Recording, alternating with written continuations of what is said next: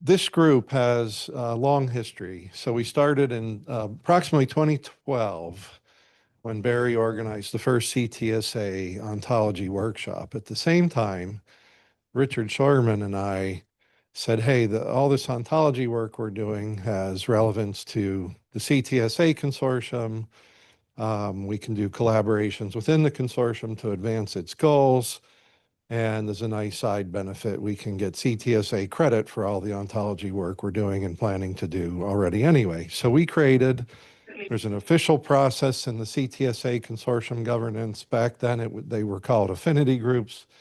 So Richard and I applied to create the CTSA Ontology Affinity Group, or CTSOAG. And that gave us support from the Coordination Center. We had the second workshop, the CTSA Ontology Workshop. NCATS took over the CTSAs from NCRR. They did a report and they wiped out the existing governance and changed it all.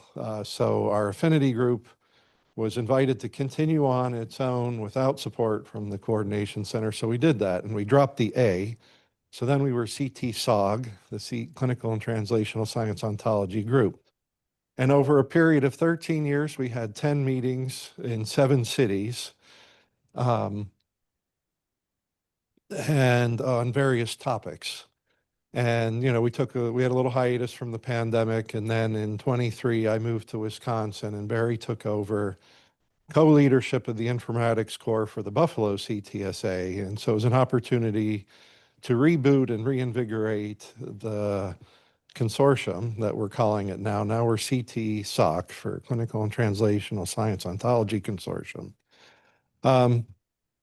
The themes we've covered over the years. So we talked about ontologies and EHR data. There's the clinical terminology shock and awe meeting. We talked about ontology and CTSA evaluation. We talked about ontology and imaging informatics in Ann Arbor. We talked about ontology and the microbiome.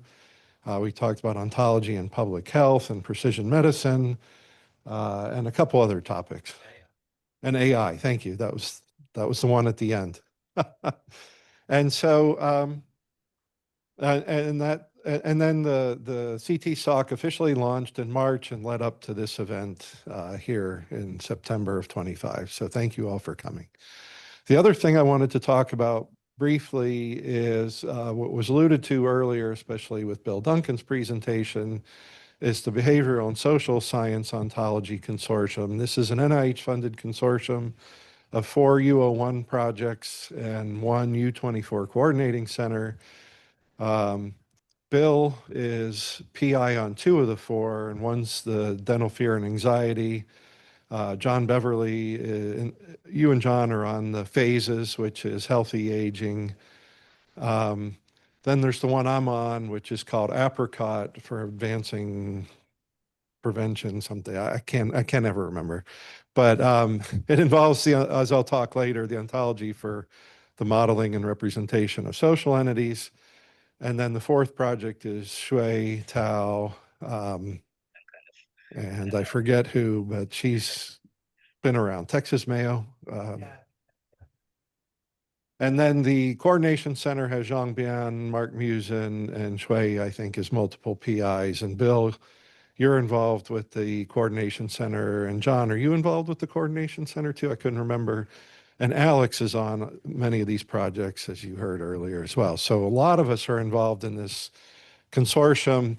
It arose out of a National Academies report, and there's an august list of 10 organizations that all said, hey, we want ontology, basically, to help the behavioral and social sciences get their act together.